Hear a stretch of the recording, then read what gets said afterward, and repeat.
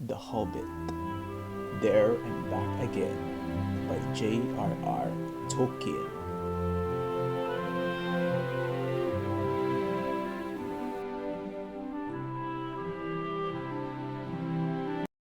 Chapter 6. Out of the frying pan into the fire. Bilbo had escaped the goblins, but he did not know where he was. He had, he had lost wood, cloak, food, pony, his buttons, and his friends. He wandered on and on till the sun began to sink westwards. Behind the mountains, their shadows fell across Bilbo's path, and he looked back. Then he looked forward and could see before him only ridges and slopes falling towards lowlands and plains glimpsed occasionally between the trees. "Good heavens!" he exclaimed. "I seem to have got right to the other side of the misty mountains, right to the edge of the land beyond. Where and oh where can Gandalf and the dwarves have got to? I only hope to goodness they are not still back there in the power of the goblins." He still wandered on, out of the little high valley, over its edge and down the slopes beyond, and all the while a very uncomfortable thought was growing inside him. He wondered whether he ought not, now he had the magic ring, to go back into the horrible, horrible tunnels and look for his friends. He had just made up his mind that it was his duty, that he must turn back, and very miserable he felt about it, when he heard voices. He stopped and listened. It did not sound like goblins, so he crept forward carefully. He was on a stony path, winding downwards with a rocky wall on the left hand. On the other side, the ground sloped away, and there were dells below the level of the path, overhung with bushes and low trees. In one of these dells, under the bushes, people were talking. He crept still nearer, and suddenly he saw peering between two big boulders ahead with a red hood on. It was Balin, doing "Look out!" He could have clapped and shouted for joy, but he did not. He had still got the ring on, for fear of meeting something unexpected and unpleasant, and he saw that Balin was looking straight at him without noticing him. "I will give them all a surprise," he thought as he crawled into the bushes at the edge of the dell. Gandalf was arguing with the dwarves. They were discussing all that had happened to them in the tunnels and wondering and debating what they were to do now. The dwarves were grumbling, and Gandalf was saying that they could not possibly go on with their journey leaving Mr. Baggins in the hands of the goblins without trying to find out if he was alive or dead, and without trying to rescue him. "After all, he is my friend," said the wizard, "and not a bad little chap. I feel responsible for him. I wish to goodness you had not lost him." The dwarves wanted to know why he had ever been brought at all, why he could not stick to his friends and come along with them, and why the wizard had not chosen someone with more sense. "He has been more trouble than you so far," said one. "If we have got to go back now into these abominable tunnels to look for him, then drat him." "I say," Gandalf answered angrily, "I brought him, and I don't bring things that are of no use. Either you help me to look for him, or I go and leave you here to get out of the mess as best you can yourselves. If we only find him again, you will thank me before all is over. Whatever did you want to go and drop him for, Dory?" "You would have dropped him?" said Dory. "If a goblin had suddenly grabbed your legs from behind the dark, trip up your feet, and kick you in the back?" "Then why didn't you pick him up again?" "Good heavens, can you ask goblins fighting and biting in the dark? Everybody falling over bodies and hitting one another? You nearly chopped off my head with Glamdring, and Thorin was stabbing here, there, and everywhere with Orcrist. All of a sudden, you gave one of your blinding flashes and we saw the goblins running back yelping. You shouted, 'Follow me, everybody!' and everybody ought to have followed. We ought everybody had. There was no time to count, as you know quite well, till we had dashed threw the gate guards out of the lower door and held their skeleton down here. And here we are, without a burglar to fustigate him. Here's the burglar, said Bilbo, stepping down into the middle of them and slipping off the ring. Bless me, how they jumped. Then they shouted with surprise and delight. Gandalf was as astonished as any of them, but probably more pleased than all the others. He called to Balin and told him what he thought of a lookout man to let people walk right into them like that without warning. It is a fact that Bilbo's reputation went up a very great deal with the dwarves after this. If they had still doubted that he was really a first-class burglar, in spite of Gandalf's words, they doubted no longer.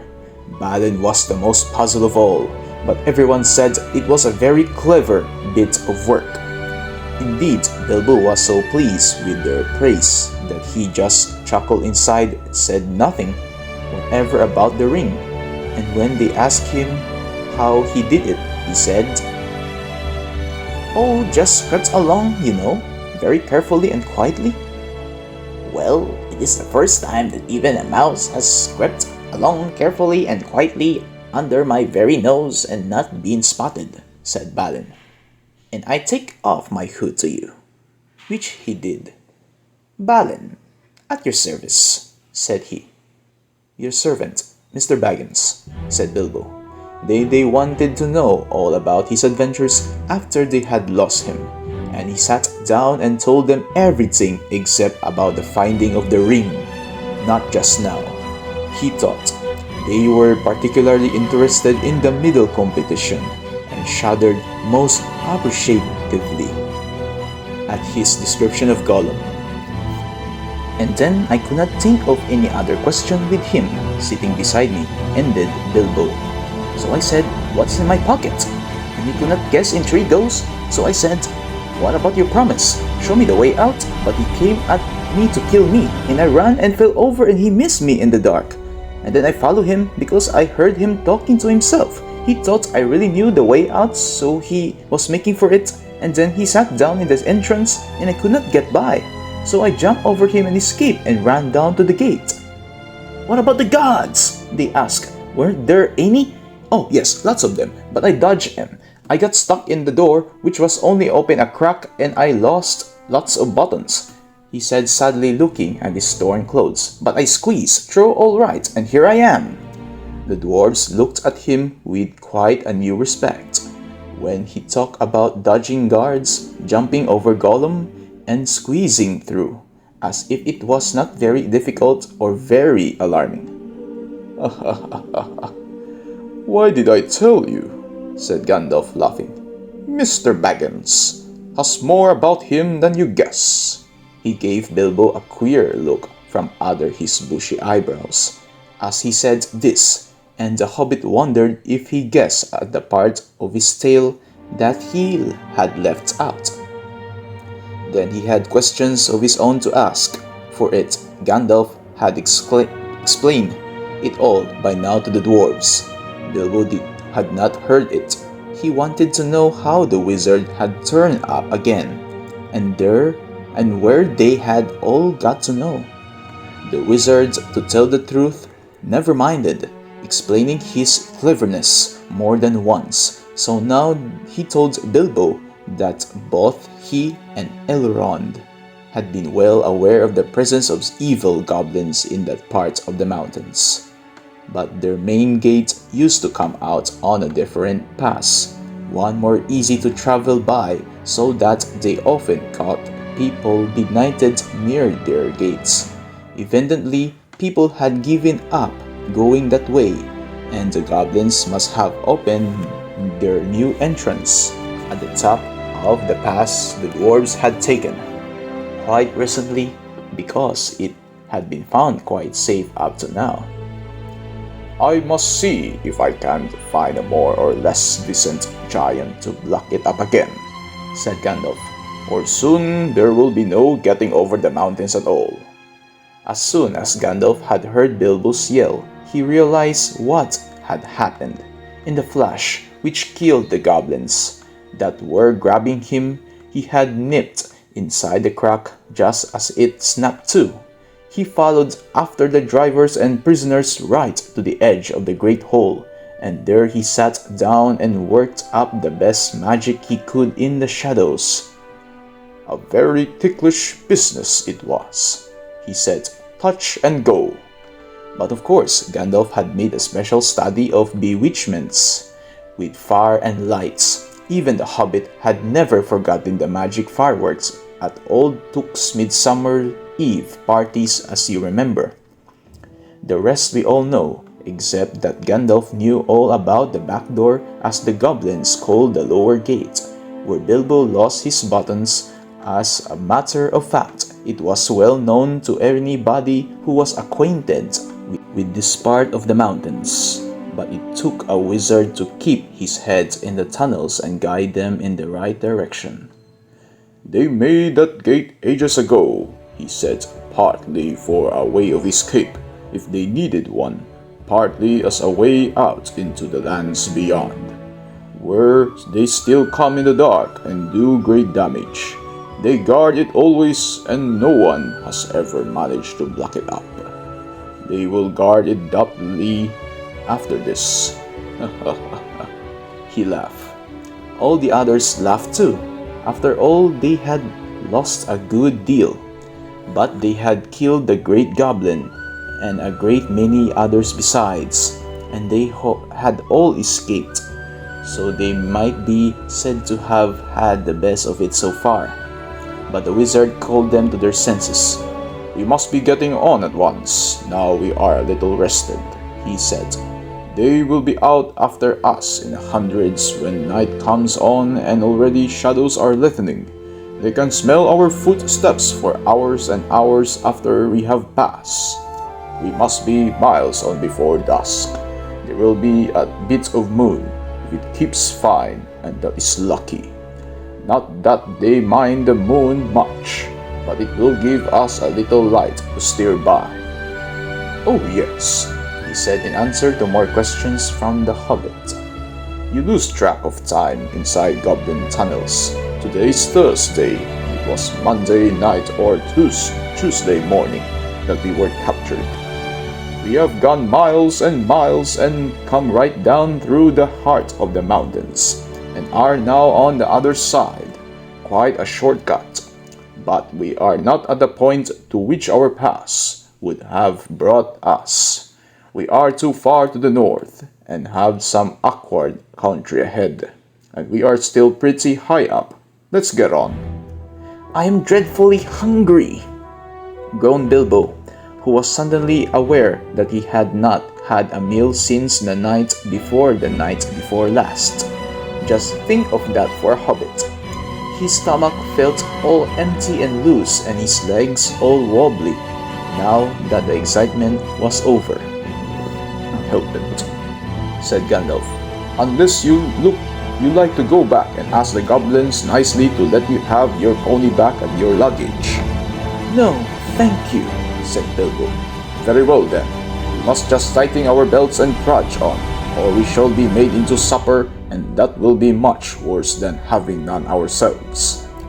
As they went on, Bilbo looked from side to side for something to eat, but the blackberries were still only in flower, and of course there were no nuts, not even a hawthorn berries. He nibbled a bit of sorrel, and he drank from a small mountain stream that crossed the path, and he ate 3 wild strawberries that he found on its bank, but it was not much good.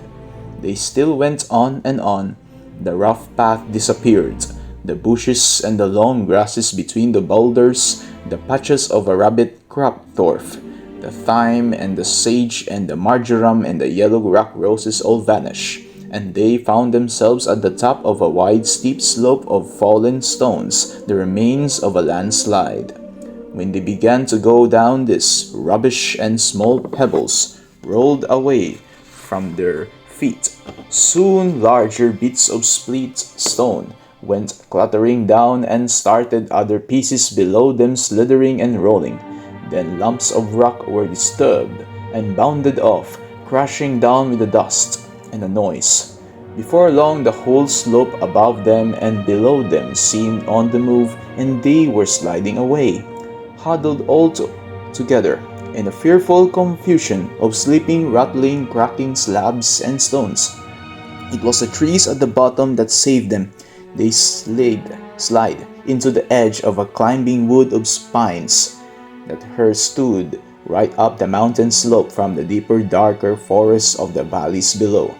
Some caught hold of the trunks and swung themselves into lower branches. Some, like and the little Hobbit, got up behind a tree to shelter from the onslaught of the rocks.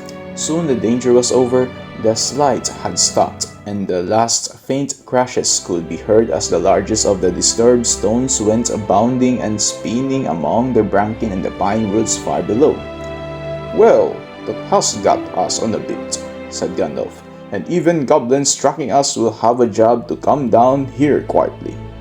"I dare say," grumbled Bumber, "but they won't find it difficult to send stones bouncing down on our heads." The dwarves and Bilbo were feeling far from happy and were rubbing their bruised and damaged legs and feet. "Nonsense!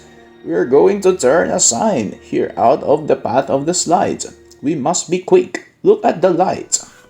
The sun had long gone behind the mountains. Already the shadows were deepening about them. Thought far away through the trees and over the black tops of those growing lower down, they could still see the evening lights on the plains beyond.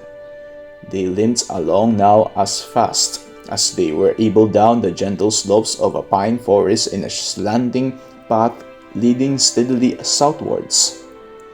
At times they were pushing through a sea of bracken with tall fronds rising right above the Hobbit's head. At times they were marching along quite over a floor of pine needles, and all the while the forest gloom got heavier and the forest silence deeper. There was no wind that evening to bring even a sea sighing into the branches of the trees. "Must we go any further?" asked Bilbo, when it was so dark that he could only just see Thorin's beard wagging beside him, and so quiet that he could hear the dwarves breathing like a loud noise. "My toes are all bruised and bent, and my legs ache, and my stomach is raging like an empty sack." "A bit further," said Gandalf. After what seemed ages further, they came suddenly to an opening where no trees grew. The moon was up and was shining into the clearing. Somehow it struck all of them as not at all a nice place. All thought there was nothing wrong to see. All of a sudden, they heard a howl away downhill. A long, shuddering howl. It was answered by another away to the right and a good deal nearer to them. Then by another not far away to the left. It was wolves howling at the moon, wolves gathering together.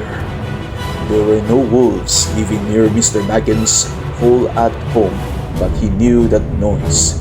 He had it described to him often enough in tales. One of his elder cousins on the Took side, who had been a great traveler, used to imitate it to frighten him. To hear it out in the forest under the moon was too much for Bilbo. Even magic rings are not much use against wolves, especially against the evil packs that live under the shadow of the goblin-infested mountains, over the edge of the wild on the borders of the unknown. Wolves of that sort smell keener than goblins and do not need to see you to catch you.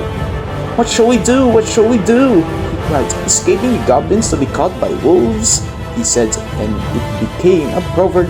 "Thought we now say, out of the frying pan into the fire, in the same sort of uncomfortable situations."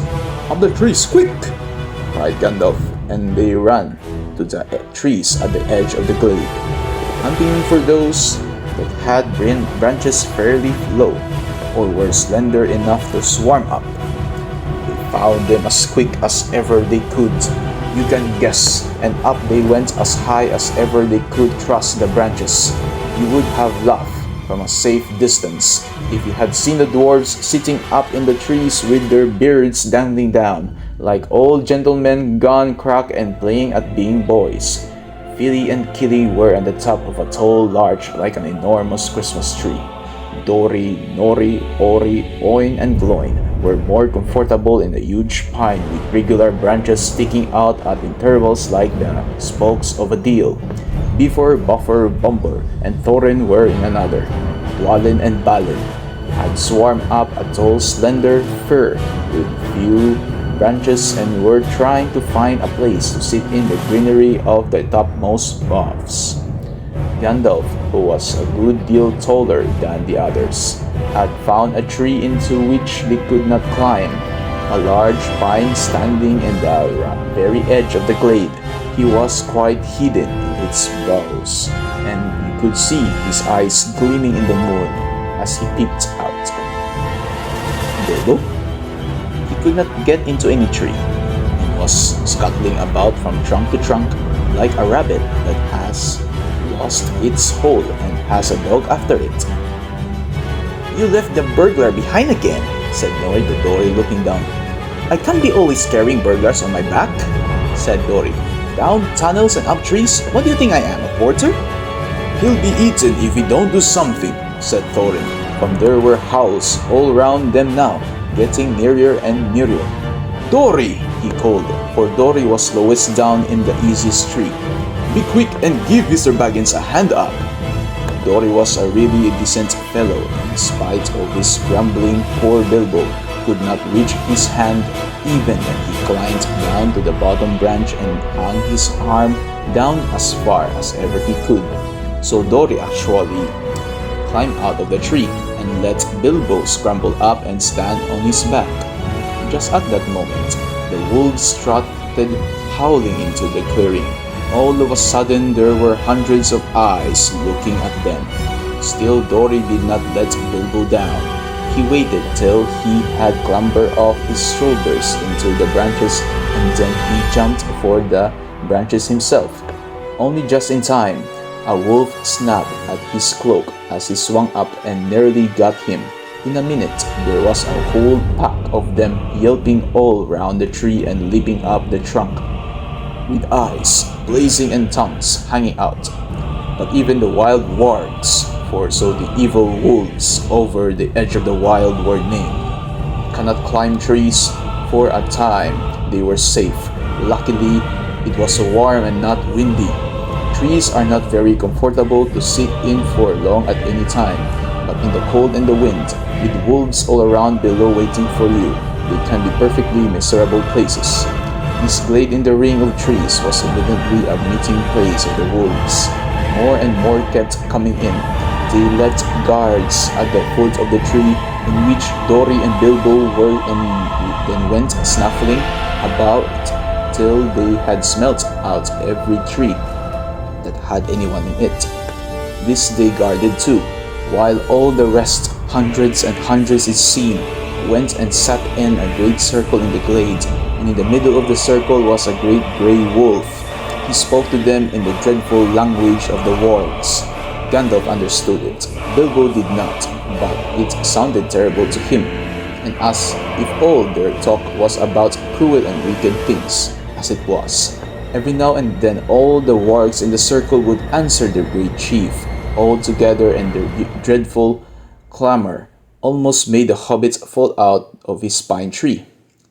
I will tell you what Gandalf heard, thought Bilbo did not understand it.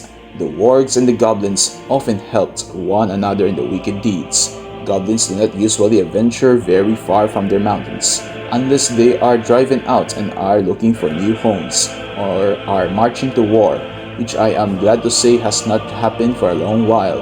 But in those days they sometimes used to go on raids, especially to get food or slaves to work for them. Then they often got the wargs to help and share the plunder with them. Sometimes they rode on wolves like men do on horses. Now it seemed that a great goblin raid had been planned for that very night. Wargs had come to meet the goblins, and the goblins were late. The reason, no doubt, was the death of the great goblin, and all the excitement caused by the dwarves and Bilbo and the wizard, for whom they were probably still hunting. In spite of the dangers of this far land, bold men had of late been making their way back into it from south to cutting down trees and building themselves places to live in among the more pleasant woods in the valleys and along the river shores. There were many of them, and they were brave and well armed, and even the wargs dared not attack them if there were many together or in the bright day. But now they had planned with the goblins' help to come by night upon some of the villages nearest the mountains. If their plan had been carried out, there would have been none left there next day. All would have been killed except the few the goblins kept from the wolves and carried back as prisoners to their caves. This was a dreadful talk to listen to, not only because of the brave woodmen with their wives and children, but also because of the danger which now threatened Gandalf and his friends. The dwarves were angry and puzzled at finding them here in their very meeting place.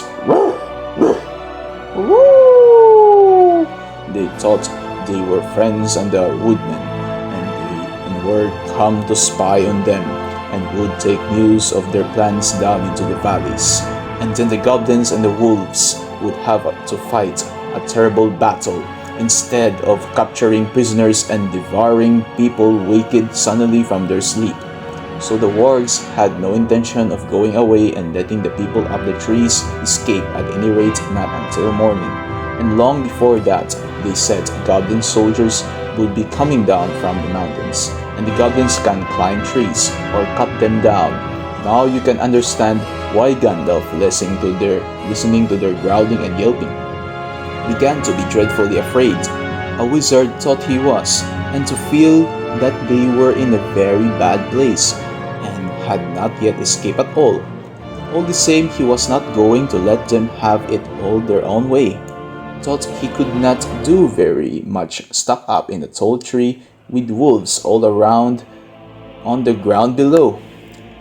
He gathered the huge pine cones from the branches of the tree. Then he set one alight with bright blue fire and threw it whizzing down among the circle of the wolves. It struck one on the back, and immediately his shaggy coat caught fire, and he was slipping to and fro yelping horribly. Then another came, and another, one in blue flames, one in red, another in green. They burst on the ground in the middle of the circle and went off in colored sparks and smoke. A specially large one hit the chief wolf on the nose, and he leaped in the air 10 feet, and then rushed round and round the circle, biting and snapping even at the other wolves in his anger and fright. The dwarves and Bilbo shouted and cheered, "Yeah!" The rage of the wolves was terrible to see, and the commotion they made filled all the forest. Wolves are afraid of fire at all times, but this was a most horrible and uncanny fire. If a spark got in their coats, it stuck and burned into them, and unless they rolled over quick, they were all in flames. Very soon all about the glade wolves were rolling over and over to put out the sparks on their backs, while those that were burning were running about howling and setting others alight, till their own friends chased them away, and they fled off down the slopes, crying and yammering and looking for water. "What is all this uproar in the forest tonight?" said the Lord of the Eagles. He was sitting, black in the moonlight, on the top of a lonely pinnacle of rock at the eastern edge of the mountains. "I hear wolves' voices. Are the goblins at mischief in the woods?" He swept up into the air, and immediately 2 of his guards from the rocks at either hand leaped up to follow him. They circled up in the sky and looked down upon the ring of the wargs, a tiny spot far, far below. But eagles have keen eyes and can see small things at a great distance. The Lord of the Eagles of the Misty Mountains had eyes that could look at the sun unblinking and could see a rabbit moving on the ground a mile below even the moonlight. So thought he could not see the people in the trees. He could not make out the commotion among the wolves and see the tiny flashes of fire and hear the howling and yelping come up faint from far beneath him. Also he could see the glint of the moon on goblin spears and helmets as long lines of the wicked folk crept down the hillsides from their gate and wound into the wood. Eagles are not kindly birds. Some are cowardly and cruel. But the ancient race of the northern mountains were the greatest of all birds. They were proud and strong and noble-hearted. They did not love goblins or fear them when they took any notice of them at all, which was seldom, for they did not eat such creatures. They swooped on them and drove them shrieking back to their caves and stopped whatever wickedness they were doing. The goblins hated the eagles and feared them, but could not reach their lofty seats or drive them from the mountains. Tonight, the Lord of the Eagles was filled with curiosity to know what was afoot, so he summoned many other eagles to him, and they flew away from the mountains and slowly circling ever round and round they came down towards the ring of the wolves and the meeting place of the goblins. A very good thing too. Dreadful things had been going on down there. The wolves that had caught fire and fled into the forest had set it alight in several places. It was a high summer, and on this eastern side of the mountains there had been little rain for some time. Yellowing bracken, fallen branches, deep-piled pine needles, and here and there dead trees were soon in flames. All round the clearing of the wards, fire was sleeping, but the wolf guards did not leave the trees. Maddened and angry, they were leaping and howling round the trunks and cursing the dwarves in their horrible language, with their tongues hanging out and their eyes shining as red and fierce as the flames. Then suddenly goblins came running up yelling. They thought a battle with the woodmen was going on, but they soon learned what had really happened. Some of them actually sat down and laughed. Others waved their spears and clashed the shafts against their shields. Goblins are not afraid of fire, and they soon had a plan which seemed to them most amusing. Some got all the wolves together in a pack. Some stacked fern and brushwood round the tree trunks. Others rushed round and stamped and beat and stamped until nearly all the flames were put out. But they did not put out the fire nearest the trees, where the dwarves were.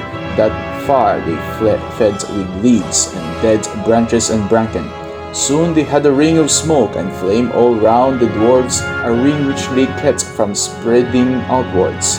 But it closed slowly in, till the running fire was licking the fuel piled under the trees. Smoke was in Bilbo's eyes. He could feel the heat of the flames, and through the reek, he could see the goblins dancing round and round in a circle like people round a midsummer bonfire. Outside the ring of dancing warriors with spears and axes stood the wolves at a respectful distance, watching and waiting. He could hear the goblins beginning a horrible song. Oh, the law.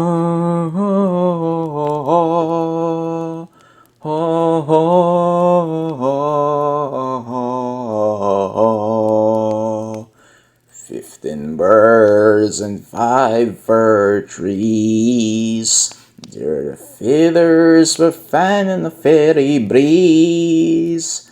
But funny little birds, they had no wings. Oh, what shall we do with the funny little things? Roast 'em alive or stew them in a pot, fry them, boil them and eat them hot. 15 birds and 5 fir trees, there the feathers were fan on the fairy breeze. But a funny little birds, they had no wings. Oh, what shall we do with the funny little things? Roast 'em alive or stew them in a pot, fry them, boil them and eat them hot. Then they stopped and shouted out, "Fly away, little birds! Fly away if you can! Come down, little birds, or you will get roasted in your nest! Sing! Sing, little birds! Why don't you sing?" "Go away, little boys," shouted Gandalf in answer. "It isn't bird nesting time. Also naughty little boys that play with fire get punished." He said it to make them angry, And to show them he was not frightened of them. Thought of course he was, wizard thought he was, but they took no notice and they went on singing. Ha ha ha.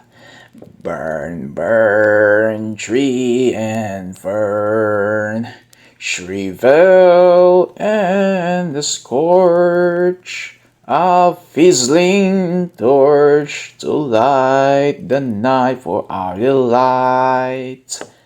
Yah-hey! Yah-hey!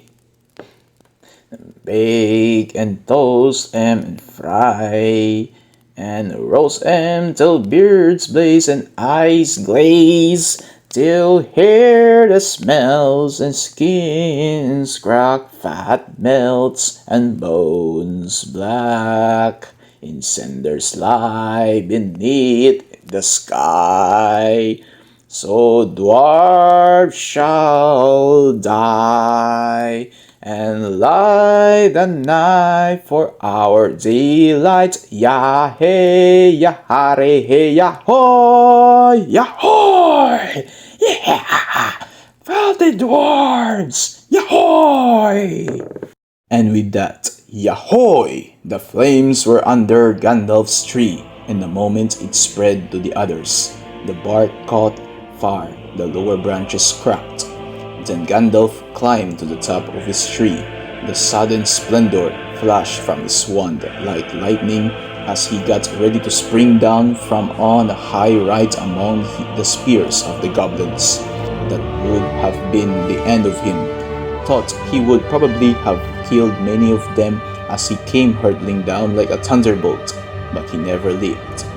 Just at that moment, the Lord of the Eagles swept down from above, seized him in his talons, and was gone. There was a howl of anger and surprise from the goblins. Loud cried the Lord of the Eagles, to whom Gandalf had now spoken. Back swept the great birds that were with him, and down they came like huge black shadows. The wolves yammered and gnashed their teeth. The goblins yelled and snapped with rage. "Ah, filthy dwarfs, come down! Woo!" and flung their heavy spears in the air in vain. Over them swooped the eagles. The dark rush of their beating wings smote them to the floor or drove them far away. Their talons tore at goblin faces. Other birds flew to the treetops and seized the dwarves, who were scrambling up now as far as they ever dared to go. Poor little Bilbo was very nearly left behind again. He just managed to catch hold of Dory's legs, as Dory was borne off last of all, and up they went together above the tumult and the burning, Bilbo swinging in the air with his arms nearly breaking. Now far below, the goblins and the wolves were scattering far and wide in the woods. A few eagles were still circling and sweeping above the battleground. The flames about the trees sprang suddenly up above the highest branches. They went up in a crackling fire. There was a sudden flurry of sparks and smoke. Bilbo had escaped only just in time. Soon the light of the burning was faint below, a red twinkle on the black floor, and they were high up in the sky, rising all the time in strong sweeping circles. Bilbo never forgot that flight, clinging onto Dory's ankles. He moaned, "My arms! My arms!" But Dory groaned, "My poor legs! My poor legs!" At the best of times, heights made Bilbo giddy. He used to turn queer if he looked over the edge of quite a little cliff, and he had never liked ladders, let alone trees, never having had to escape from wolves before. So you can imagine how his head swam now, when he looked down between his dangling toes and saw the dark lands opening wide underneath him, touched here and there with the light of the moon on a hillside rock or a stream in the plains.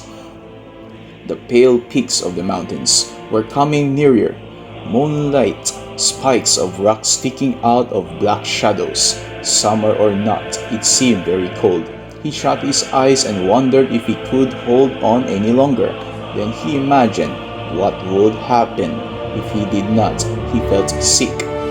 The flight ended only just in time for him, just before his arms gave way.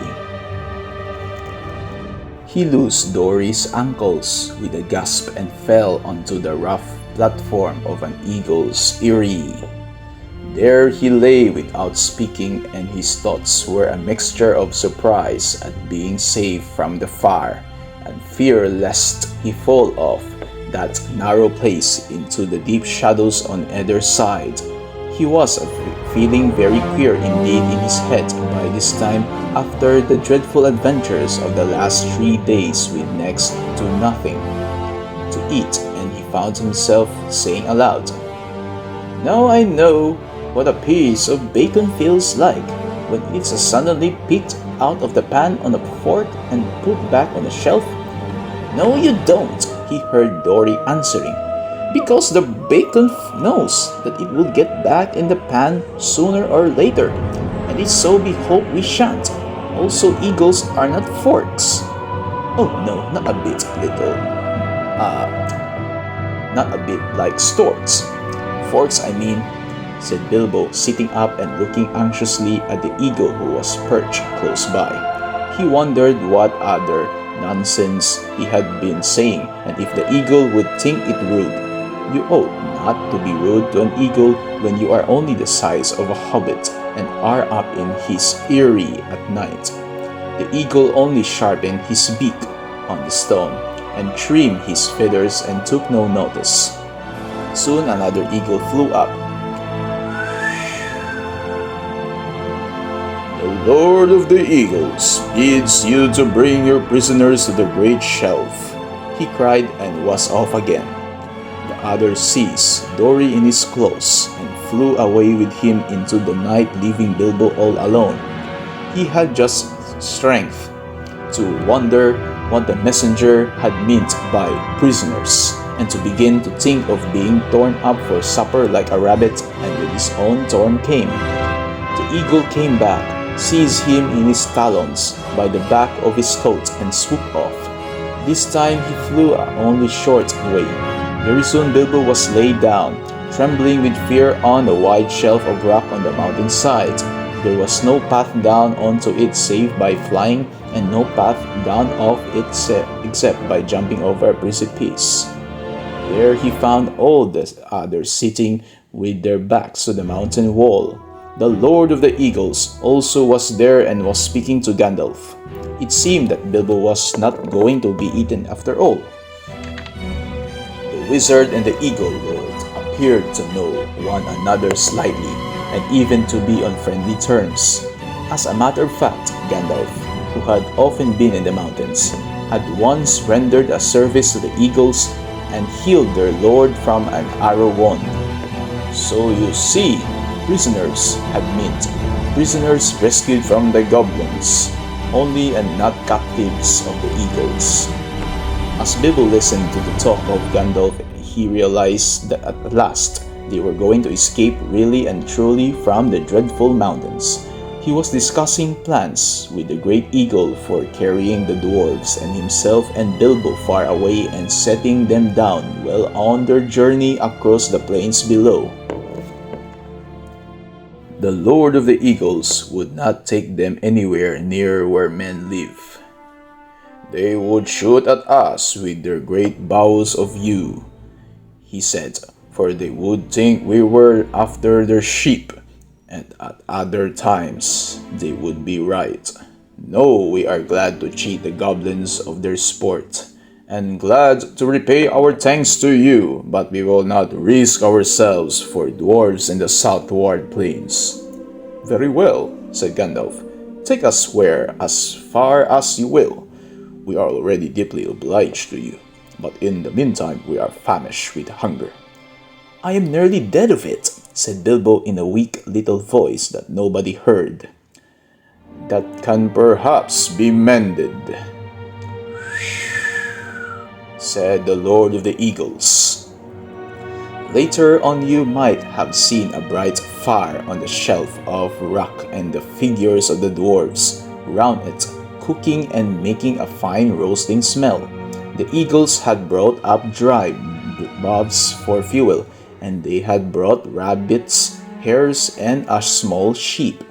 The dwarves managed all the preparations. Bilbo was too weak to help, and anyway he was not much good at skinning rabbits or cutting up meat, being used to having it delivered by the butcher all ready to cook. Gandalf, too, was lying down after doing his part in setting the fire going, since Oin and Gloin had lost their tinder boxes.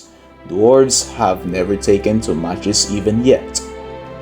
So ended the adventures of the Misty Mountains. Soon Bilbo's stomach was feeling full and comfortable again, and he felt he could sleep contentedly. Thought really he would have liked a loaf and butter better than bits of meat toasted on sticks. He slept curled up on the hard rock more soundly than ever he had done on his feather bed in his own little hole at home. But all night he dreamed of his own house and wandered in his sleep into all his different rooms, looking for something that he could not find nor remember what it looked like.